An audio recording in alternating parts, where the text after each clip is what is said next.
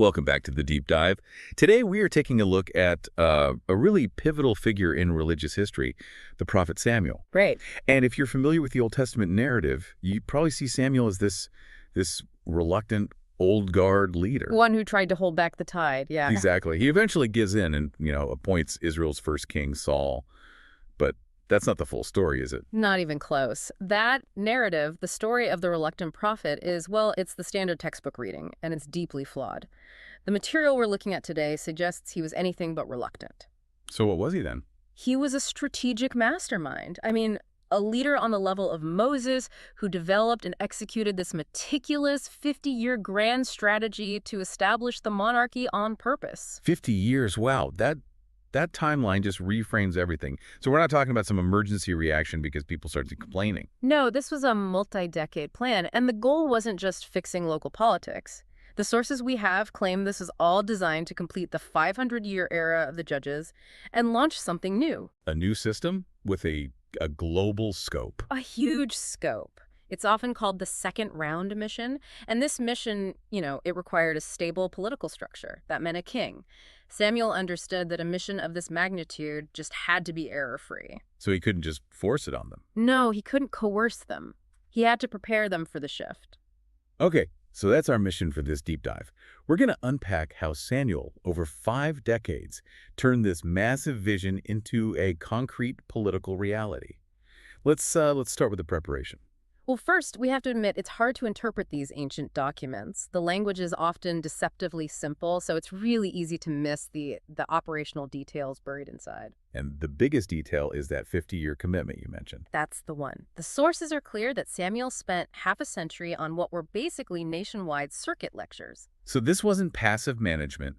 This was an active, sustained effort to prepare the whole nation. Exactly. The intentionality is the foundation here. He was systematically preparing the ground for this new system long before announcing it, which brings us to his leadership method. Which contradicts the whole reluctant idea.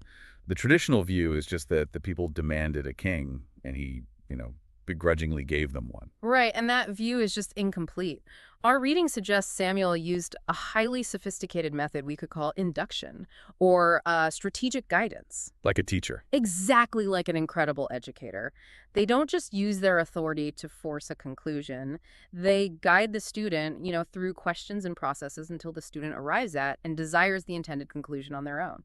But I have to ask, where is the line between that kind of guidance and just manipulation? That's a fair question, a critical one. And the sources emphasize that after 50 years, Samuel knew the people's needs, their failings, their temperament better than anyone. He wasn't forcing a foreign concept on them. He was creating the conditions for them to see it for themselves. Yes. He was letting them recognize the historical and political necessity of moving from the chaos of the judges to a unified monarchy. So he didn't reluctantly give them a king. He painstakingly, over decades, induced them to realize they needed one. He set the perfect stage. Precisely. And this induction process was so important because the mission, this second-round global outreach, was just too vital to fail. He needed the people to genuinely believe they had chosen this transition. So they would support the new regime. Absolutely. That level of strategy is incredible. But that raises the next question.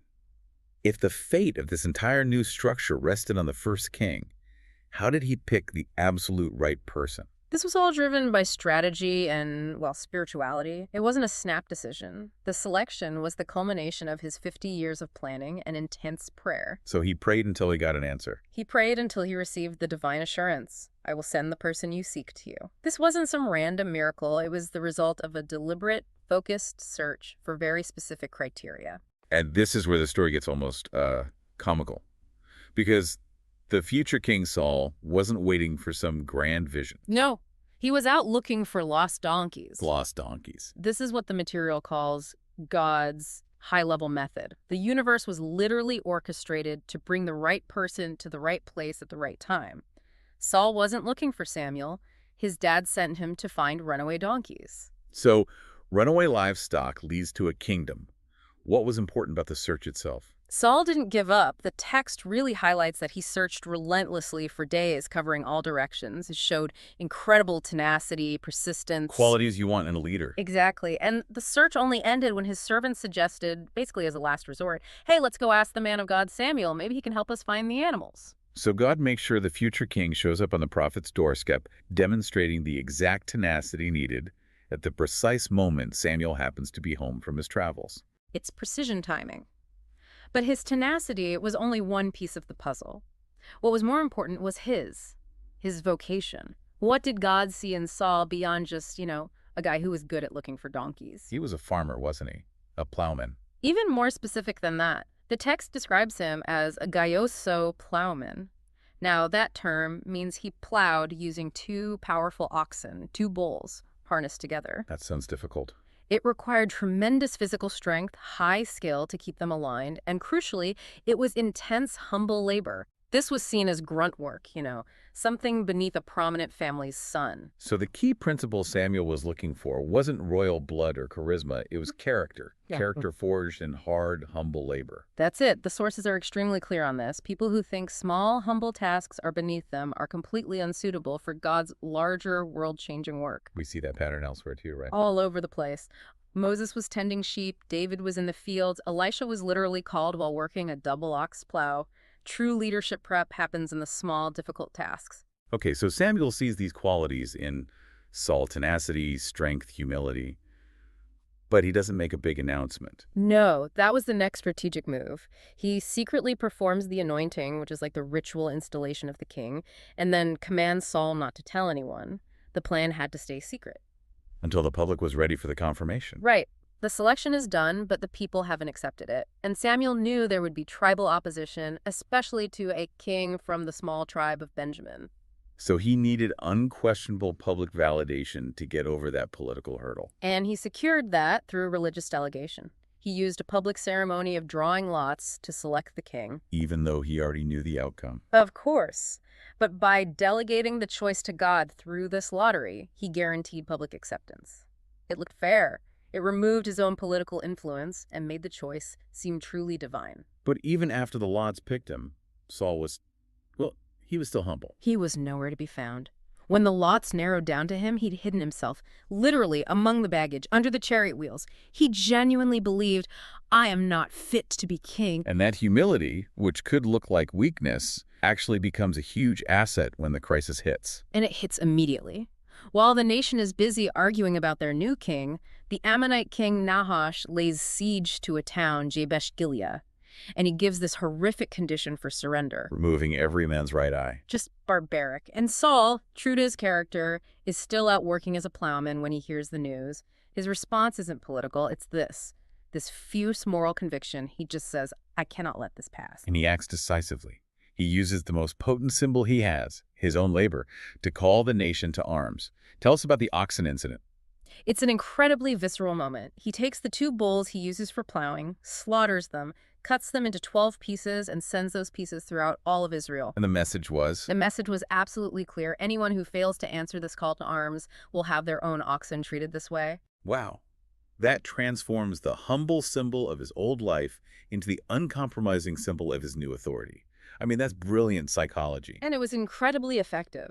This decisive action, which the text says was aided by the Holy Spirit acting as a helper, mobilized over 320,000 fighting men, and the victory was total. And that victory sealed his authority. Some people wanted to, punish those who hadn't supported Saul at first. And he showed true political grace. He refused any bloodshed. He humbly said he was just a plowman and that the day belonged to God, not to settling political scores.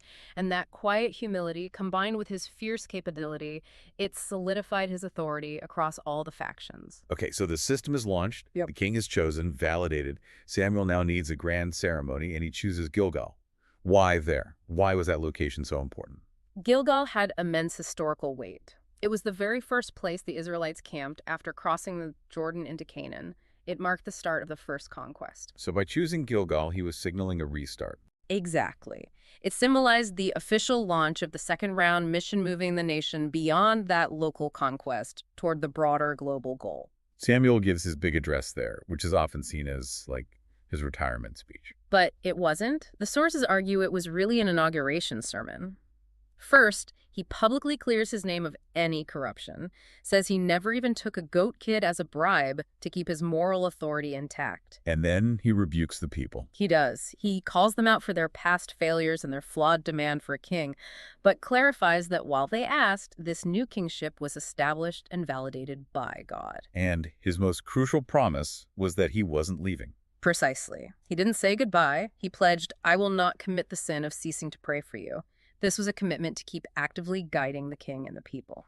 And to seal this entire 50-year strategy, he calls for a divine sign. Yes. To prove to everyone that this entire regime change was God's idea, not just politics, Samuel announces he'll prove it on the spot. And it was a dry season, right? The wheat harvest. The driest season of the year.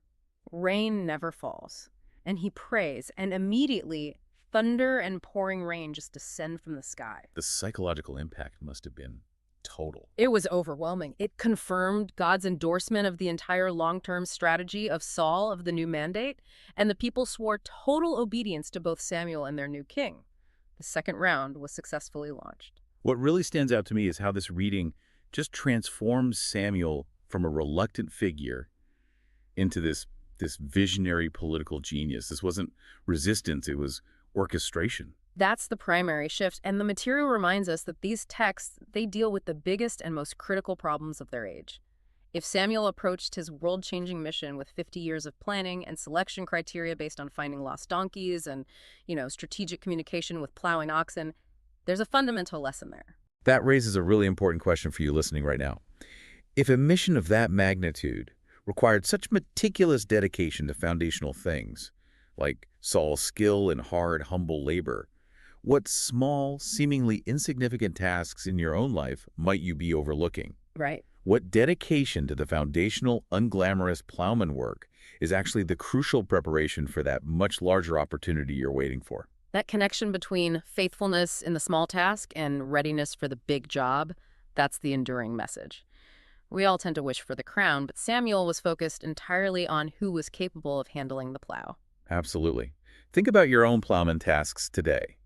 Next time, we'll continue this deep dive, exploring the immediate challenges Samuel faces as he guides the reign of King Saul, now that this new system is officially underway.